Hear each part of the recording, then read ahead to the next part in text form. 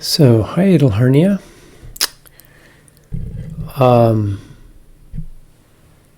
Term is used rather loosely. A true hiatal hernia, well, we'll go to the next slide, slide number 21 here. A true hiatal hernia is where there's two main types, sliding and paraesophageal. It's when there's a loss of integrity of the esophageal hiatus in the diaphragm. One type is where the esophagus and the cardiac sphincter area in the top of the fundus will pull up above the diaphragm, out of the abdomen and up into the diaphragm. And that seems to be more common. A second type is when there is enough widening or loss of integrity of the esophageal hiatus that the fundus will make its way up into the thoracic area, and the rest of the stomach and the esophageal sphincter will actually stay in their normal position. Both of these can be fairly serious conditions. Just a quick look at the basic anatomy here. What happens is the diaphragm tissue stretches.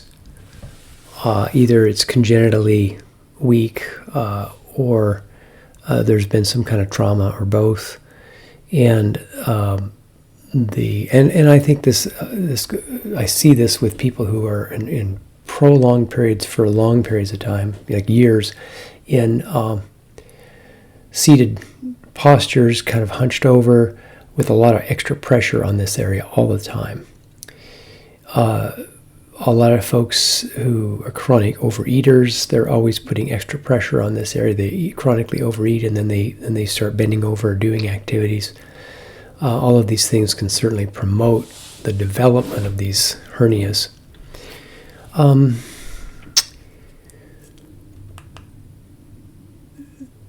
Now, aside from a frank tear where the fundus actually, moves up above the abdomen, there's a lot of what a lot of us like to call paraesophageal. I tend to call it esophageal jamming, or there'll be prolonged pressure on the area. There can also be often hypertonicity in the muscles of the esophagus, which tend to pull the stomach up. And this can cause a lot of the same symptoms as a true hiatal hernia, and in time can certainly lead to a true hiatal hernia. And these conditions are not as serious, but they can be. But they're quite common to see. And a lot of times the symptoms are digestive disturbance, GERD, heartburn. People refer to it in different ways. Most people know GERD now. And indigestion, and they say, I eat things and I tend to blow up like, I tend to blow up like a balloon for a long period of time. That's a real good indication that there's a problem there. When the esophagus, looking at slide number 22, you can see how these muscles kind of wrap around that esophagus. If the muscles of the esophagus are tightening, pulling the sphincter up against the diaphragmatic hiatus, the stomach may not come through the diaphragm, but it interferes with proper function of the cardiac sphincter. And this, of course, can lead to symptoms akin to GERD and things like this. Often you'll see this associated with hypochlorhydria.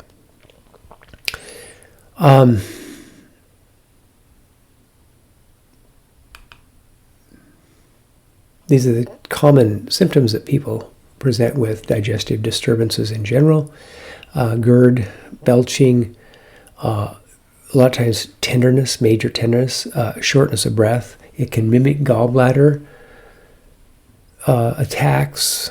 It can certainly mimic heart problems, angina. It can actually stimulate real angina that isn't related to the heart blood supply itself so much, but you can get a lot of referred pain that will mimic angina, a cardiac event. I've had many times over the years patients come in who thought they were having a cardiac event of some type, went into urgent care or into the ER, was put through a full range of exams, and their heart checked out fine. And sometimes they find the hiatal hernia or the esophageal jamming or indication of irritation in the process. Sometimes they don't. They say, well, your heart's fine. Maybe you need to lose weight, or you need to take Tums, or they put them on. Often they put them on some sort of either a acid reducer, acid blocker, or something like that. And of course, a lot of times they feel better for a while, but it's not really addressing the structural issues that are going on. And it isn't addressing the nutritional imbalances that are going on either. Now, these symptoms, once again, can be from a frank hiatal hernia or a pseudo-hiatal hernia or esophageal jamming situation. I tend to see it in the middle-aged folks, rarely see it below 40, often see it above 50. You see it a lot with people who are overweight, who are chronically stressed, people who are in a seated kind of stuck position, truck drivers, office workers, and often these people they're chronic overeaters. So there's a lot of different situations intersecting in these patients. So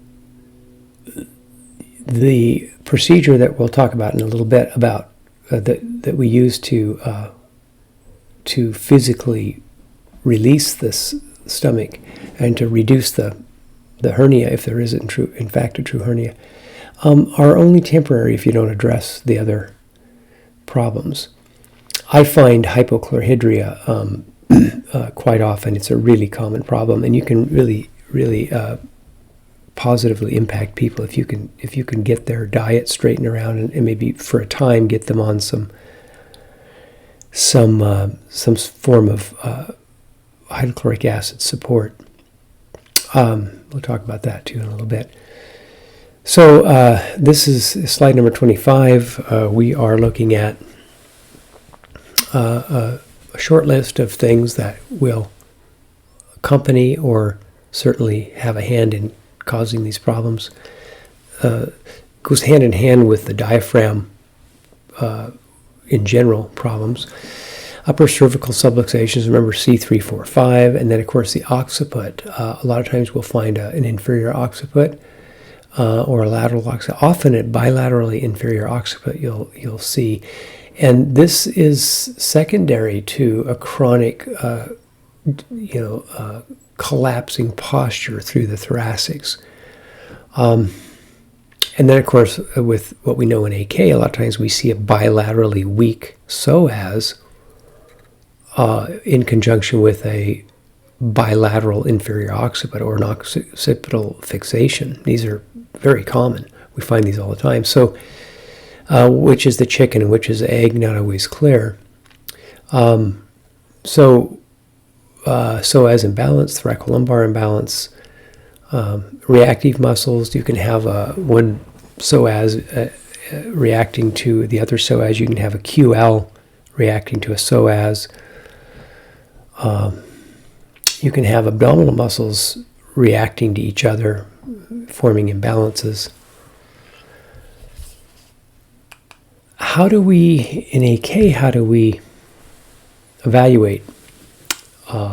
We've got this list of symptoms and presenting complaints. how do we use our AK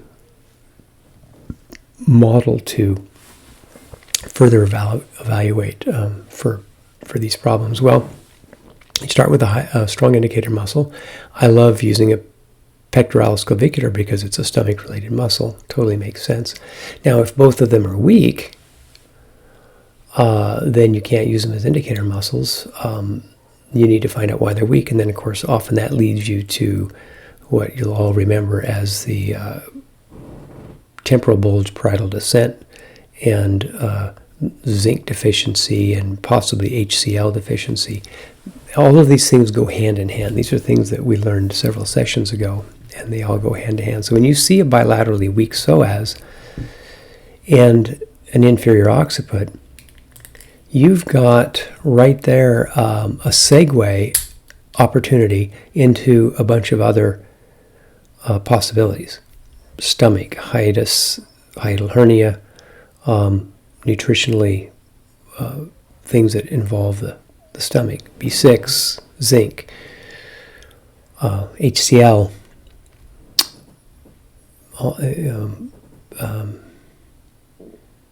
chlorophyll, things like that are good nutritional things to test. So you start with a strong indicator muscle, PMC. You apply pressure against the esophageal hiatus under the xiphoid. So the vector is A to P, or I to S, and slightly to the left. And you can play around with that. You can change the vector a little bit and find out where you get the maximum weakening. You don't need to push very hard. If they have a problem here, you're going to get a positive result pretty easily. So if it weakens the strong indicator muscle, then what you've done is a static challenge on the stomach and on the esophageal hiatus. So next, the treatment, which I'll be doing a video demonstrating this, the treatment is, of course, besides doing the diaphragm treatment that we talked about a little bit ago and balancing the psoas, the treatment to the actual stomach is going to be a hiatal hernia reduction manipulation. So I use both outstretched fingers. I put one set of fingers on top of the other, so I have like a pretty specific contact, and I push in and up, and I have the patient start taking as deep a breaths as they can. And what I'm looking for is when they take a deep breath in, it's going to push that esophageal hiatus and that stomach down. As just before they exhale, I'm going to start pushing my fingers in a little deeper to try to get a capture of the top of the fundus. Now you're reaching through rectus abdominis, all kinds of fascia. You're reaching through, hopefully you're above the pancreas and the small lobe of the liver. This takes some practice, so you don't, sometimes the patient will really brace against it if you're too aggressive with this. And then on the exhale, you pull down into the patient's right. And I'll usually do this procedure 2 or 3 times. And what I'm looking for, and when you know you've got a positive result, you'll feel like a shift under your fingers. Almost like like when you have your hands in someone's around their small intestine or colon, you can feel the peristalsis, a wave of peristalsis pass under your fingers. That's what it feels like. Kind of a boom, like you've kind of suctioned that stomach out from under the diaphragm. And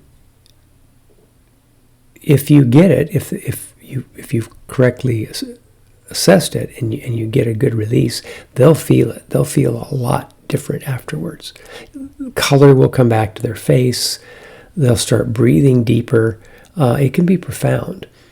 If nothing happens, back off. Maybe you need to reassess.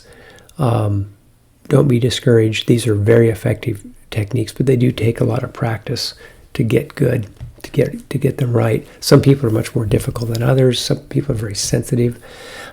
Please don't do these on people who have had, not that I haven't, I have very judiciously chosen, but I've a number of patients over the years who have had stomach surgeries for weight loss, where they cut away a lot of the stomach, and there's a lot of adhesions often in these people, a lot of tenderness, a lot of damage in there from these surgeries. Though you can really help people, because a lot of these people that have those surgeries have a lot of digestive problems afterwards. They've cut away a bunch of the stomach. So that gets much more complicated, but make sure people haven't had any kind of abdominal surgery in that area. Make sure you know what they've had. Also be aware of, I always ask them, how long since you've eaten? You know, if I see them first thing in the morning and they just had a big breakfast, it's going to be a different situation than, a few hours later. So, use your questioning skills. Powerful technique. Then, of course, on the bottom of the list there on slide number 27, treat the emotions. Because very often the sustained emotional stress that they've been under, the sympathetic drive they've been under, has been causing tension around that esophagus. It's been causing interference with the stomach's normal nerve flow, normal qi flow. You all know that when we're under stress, the body shunts resources towards where it thinks it's most needed. And when we're under stress, the body doesn't think we need to digest food. So a lot of times the circulation to the stomach and the normal neurological management of digestion is turned way down. Because if you're under stress, the last thing you need to worry about is digesting your food, because you may not last. And that's how the innate nervous system thinks, because it's very ancient. It doesn't know the difference between being on the phone to a bill collector or an angry customer or whatever. It doesn't know the difference between that and a true physical threat. So it's preparing you to either run or turn and fight, even though the stress you're under is much less tangible than that. So always look at emotions. If you like doing emotional work, this is a great segue into doing emotional work. Or if that's not really your thing, then it's a great segue to maybe direct them to another kind of practitioner that can work on that part of the problem. These are really common problems. You'll run into these. Those of you treating patients have already run into these problems, whether you knew it or not. These are the people that don't hold adjustments too. They won't hold their thoracic adjustments. You'll get a really nice thoracic adjustment and, it feels much better. A few days, a week, 2 weeks later, they're right back with, the same problem. And you have to address the diaphragm piece and the stomach piece and the stress piece to get long-lasting results. So home care. You can teach patients to do the correction most of the time. It's pretty easy.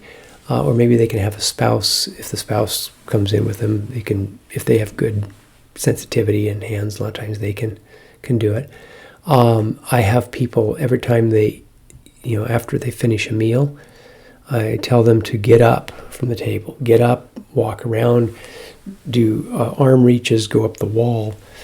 If they have a place where they can hang, grab a hang-up bar, pull-up bar, or something like that, and hang, to give that stomach physical space so it can settle down and do the business of digesting. Eat small meals and make sure they're chewing their food. Often these people aren't chewing their food. They often aren't breathing through their nose. they often aren't moving like they should be. So, so they need to be taught or reminded how to properly breathe, take deep breaths. This works on several fronts, one being, of course, reducing stress and strengthening the diaphragm and helping to reestablish that wave of breath in, breath out, diaphragm flattening along with the cranial diaphragm and the pelvic diaphragm. So in short, that is that's what we do with these people. Nutrition, I use a lot of hydrochloric acid, Zypan from Standard Process, Hydrozyme from Biotics, HCl plus from Biotics if they need a stronger dose. I use different chlorophyll products if they've got a lot of irritation there. And really a biggie is to look for food sensitivities. I can't tell you how many people I have gotten rid of their GERD by just getting them off dairy or getting them off gluten. They're not digesting these things. And remember, 80% of protein digestion occurs in the stomach, or should be occurring in the stomach. That's where your big protein breakdown occurs. If that's not happening, that food sits there and churns and gurgles, and the esophagus and the cardiac sphincter, they can't just hang on for hours while the stomach is trying to with weak acid, trying to break down these proteins. So you have to work at these problems on several fronts. So we're going to stop this clip right here. Next, we're going to be moving into spondylogenic reflex.